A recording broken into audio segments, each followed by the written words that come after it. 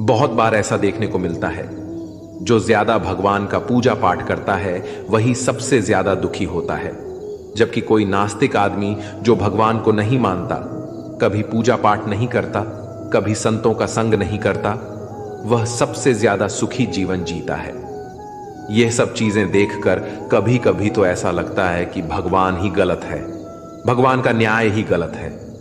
यह कोई कहानी नहीं है, ऐसा हर किसी के साथ होता है। दोस्तों, आज के इस वीडियो में हम आप लोगों को इसके पीछे के कारण के बारे में बताने वाले हैं। भगवान श्री कृष्ण ने स्वयं इसका उत्तर दिया है। आखिर ज्यादा पूजा पाठ करने वाले लोग दुखी और परेशान क्यों रहते हैं? इसका उत्तर भगवान श्री कृष्ण ने श्रीमद् भागवत गीता के माध्यम से बड़ी स्पष्टता के साथ बताया है। तो चलिए फिर शुरुआत करते हैं।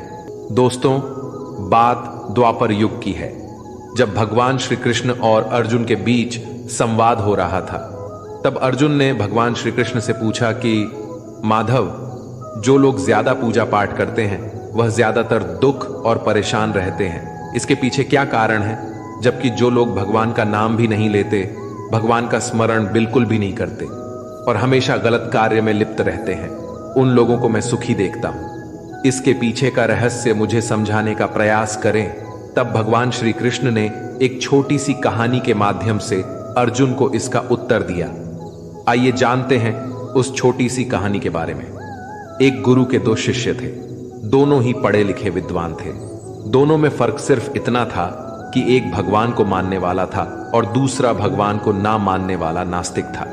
एक ऐसा था जहां पर भगवान की कथा होती थी, जहां सत्संग होता था, जहां भजन होता, वहां दौड़ के चला जाता और भगवान की पूजा पाठ करने लगता।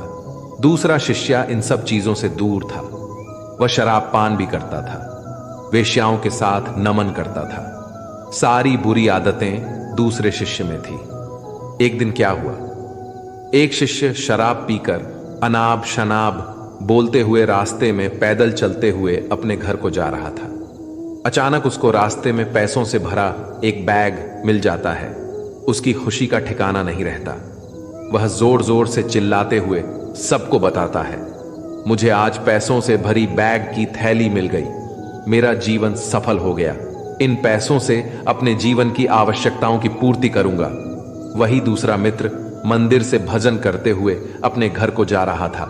अचानक उसकी पैर में एक बड़ी कांटे चुभ जाती है, रक्त निकलने लगता है।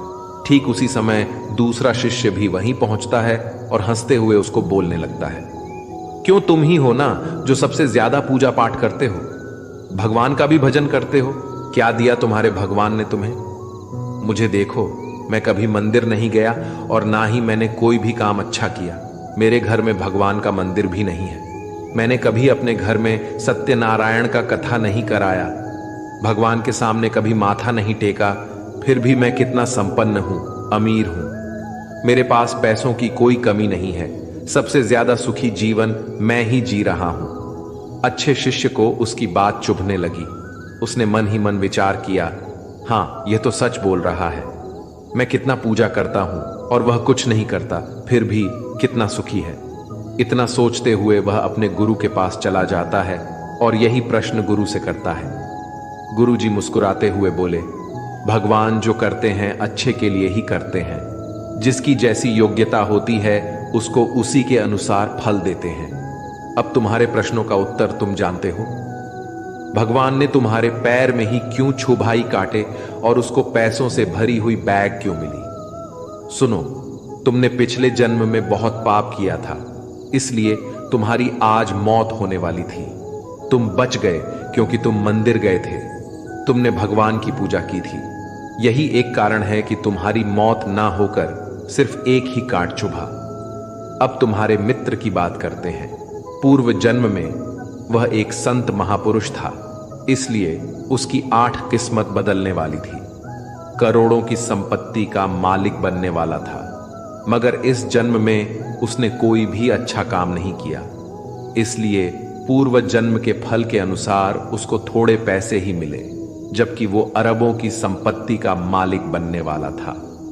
भगवान को दोष देना छोड़ दो, अपने वर्तमान के समय का सदुपयोग करो, भविष्य अपने आप सुधर जाएगा। इस प्रकार उसकी आंखें खुल गईं और वह फिर से अपने पूजा पाठ में लग गया। जब हम प्रार्थना करते हैं तो ईश्वर हमारे कहने से ज्यादा सुनता है। जितना हम पूछते हैं उससे ज्यादा जवाब देता है। जितना हम कल्पना करते हैं उससे ज्यादा अपने समय में और अपने तरीके से देता है। समय का चक्र बहुत तेज चलता है, इसलिए ना तो बल का अहंकार करे, ना ही अपने धन का। जीवन में वाणी को संयम ही रखना अनिवार्य है, क्योंकि वाणी से दिए हुए घाव कभी भरे नहीं जा सकते। जीवन में कभी मौका मिले तो किसी के लिए सारथी बनना, स्वार्थी नहीं। जैसे पानी को अगर दूध में मिलाया जाए तो वह दूध की तरह हो जाता है।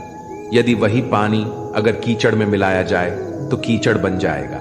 हमेशा वो काम करे जो सही है, वो ना करे जो आसान है। करीबी और गरीबी का सिखाया हुआ सबक इंसान को अंदर से बदलने पर मजबूर कर देता है। जिस तरीके से बात करते हो उस तरीके से सुनना भी पसंद करो। ईश्वर को अपना सबसे करीबी दोस्त बना लो, क्योंकि परमात्मा ही एक ऐसा है जो तब तक साथ देते हैं जब सारी दुनिया हमारा साथ छोड़ देती है।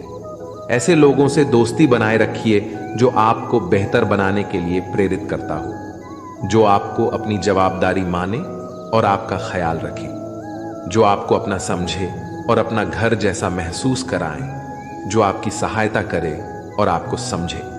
अमीरी गरीबी से इसका कोई लेना देना नहीं। रोने वाले महलों में भी रोते हैं और किस्मत में खुशी तो झोपड़ी में भी हंसी गूंजती है। विश्वास में वो शक्ति है जिससे उजड़ी हुई दुनिया में प्रकाश लाया जा सकता है।